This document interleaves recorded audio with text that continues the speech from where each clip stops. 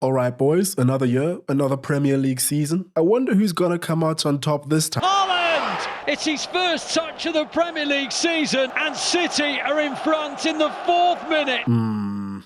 Surprised it took so long, to be honest. Manchester City have won the Premier League for the last 3 seasons in a row. In fact, it goes even deeper than that. They've won 5 in the last 6. If you're not a City fan, it's not fair. But sometimes life isn't fair. Grow up. The holders of the Premier League, the FA Cup, and the Champions League look like they're ready to pick up exactly where they left off. Their resident cyborg looks to be bug-free and ready to pillage again. Rodri is still the best box-to-box defensive midfielder out there, because how else am I supposed to describe this ridiculousness? They've added like-for-like replacements and generational talents to the mix too, but most importantly, they are still managed by possibly the biggest op in Premier League history. The only man in history to have won a treble not once, but twice. Guys, be honest. Remove your bias if you're not a City fan. Answer me this one question. Can anybody stop Manchester City? Yo, what is going on guys? Hope you're all doing well. I'm Tinashe and welcome back to the channel. Manchester City are an unstoppable force at the moment. For large chunks of last season, it seemed as though that wasn't the case. But the quicker we all realize that you can't deviate from the script, I think the happier we'll all be. I want to start this video off by talking about what we've all seen on the pitch so far. The Community Shield gave us our first taste of football this season, but like I said in my previous video, we can never take this match too seriously. It's a glorified warm-up. Including this one, Man City have lost their last 3 Community Shields. Funnily enough, if anything, them losing is an indicator that they are on the right track. We're only 1 City game into the season, but I did watch that game and I came out of it with a few takeaways. This team is still dominant. Not surprising, under Guardiola it has always been that way from a movement perspective. They didn't even play particularly well in this match, but the speed and the transition was still stellar. Any space afforded to these guys is a health hazard, with all 3 goals coming from players in white magically being free when a ball is drilled in. Is this the most dominant team in PL history? It's a tough ask, a heavily opinionated ask too. And honestly, from last year's display, particularly in the second half of the season, I think so. Honestly, I really do, in my opinion. I already know someone in the comments is fuming after hearing that. When I say dominance, I'm not just talking about the results. It's about how they contain the opposition. Like I said, against Burnley, they didn't even play that well. They were in second gear pretty much the whole time. It wasn't their best performance. Burnley even had some solid possession in spells, but at no point did anyone think that City were truly in danger. Yet, they won 3-0, comfortably. Sure, City may have been playing against a newly promoted team, but I can guarantee you that this Burnley side has not suffered the worst defeat that this City side is going to give out this season.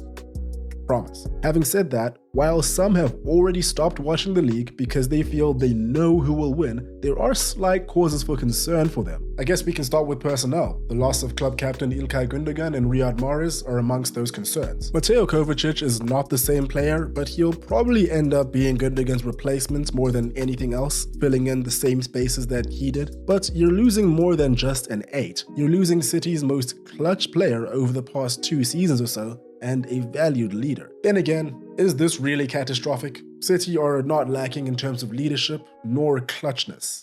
Which, I'm not sure if clutchness is a word, but for the sake of this video, it is.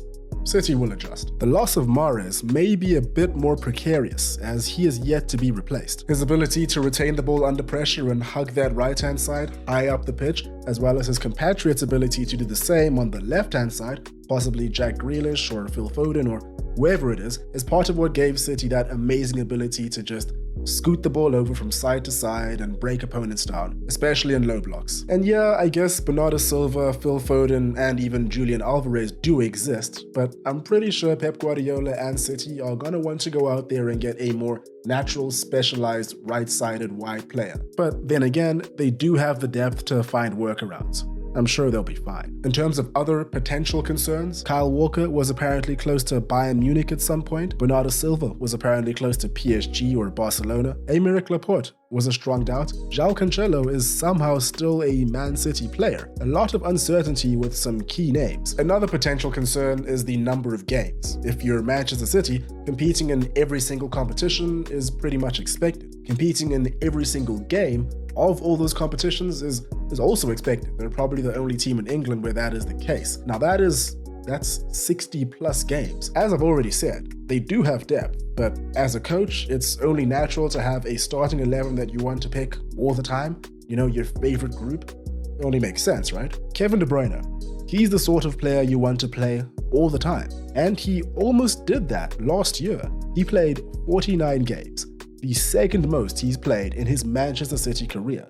He injured his hamstring in the Champions League final. Knowing that he wasn't 100% fully fit, both him and Guardiola thought that it was a good idea for him to start in their opener against Burnley. He did, and he suffered the same injury. He's out for a month. Rodri played 56 games for City in total last year and featured heavily for Spain in the World Cup and the UEFA Nations League. That takes its toll. After winning the UEFA Nations League with his country, Rodri took a moment to talk about the toll that playing this many games can have. You can do it one season, but 2 or 3 in a row, it could be worse for the team in the sense that the physicality can drop. On the other hand, last year, I had the feeling that we were fighting for everything, so I had to push my body to the limit. That's fair enough, but injury is unfortunately the body pushing back. There are likely several other concerns that could see this team potentially stumble in the future.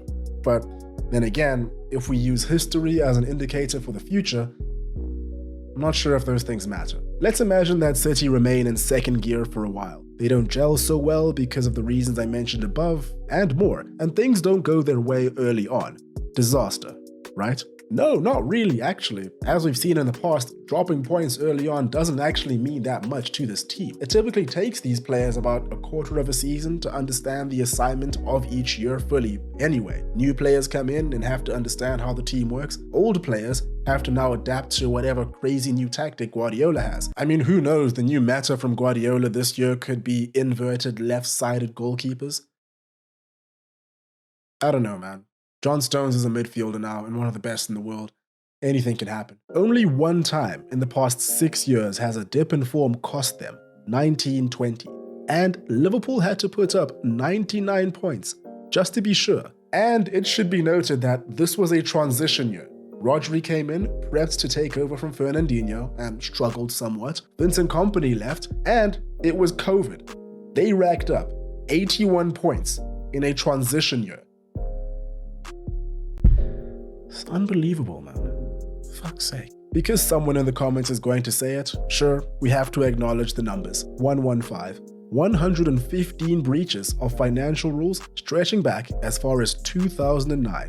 In one of the biggest stories to come out of last year, this is what City were accused of. Treble winners that built up their prestige through rule breaking and financial malpractice. If true, it's mad. For the time being, all of it is alleged and nothing's been proven. But as I've thought from the very beginning, whether this is true or not, we shouldn't expect anything to come from it for a very, very long time. We've been down this road before. They beat the FFP breach allegations in 2020, and judging by the looks of Manchester City's lawyers back then, even if they are guilty, good luck proving this. This is a banner at the Etihad last season.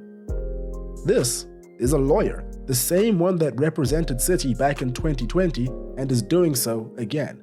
Lord David Panic. It's pretty funny, but at the same time, I doubt that the irony of supporting a lawyer in a sport that has working class roots is lost on the City fans. At least I hope it isn't. For legal reasons, I'm going to go into the next part from my completely unbiased perspective. In the event that none of this is true, then what we have is maybe the best ran club in the world, managed by the best manager in the world, with the best assembled squad in the world. I was reading an article the other day from The Athletic that went into detail about what players experience when they move to Manchester City and begin being coached by Pep Guardiola. It's a great article, and I'd highly recommend it for anyone interested in the players' perspectives. But the essence of this article is pretty much summed up by John Stones. He opens my eyes to so many things, with the main sentiment being that players actually don't know all too much about football before they arrive at the Etihad. Realistically, this should make a lot of sense to not only you and me that simply watch the game, either on TV or in person, but just about every team that these guys play. City and Guardiola make them all look like they know nothing about football. All of them. All of them except Tottenham away. Even without Kane. Somehow, I don't think this will change. And there we have it. Let me know what you guys think about City and their chances this year. Honestly, they're the underdogs, so let's see. Feel free to follow all the socials. All the links are in the description. That's all for me today. Hope you guys enjoyed. Hope you're having a great day. Cheers, and I will catch you in the next one.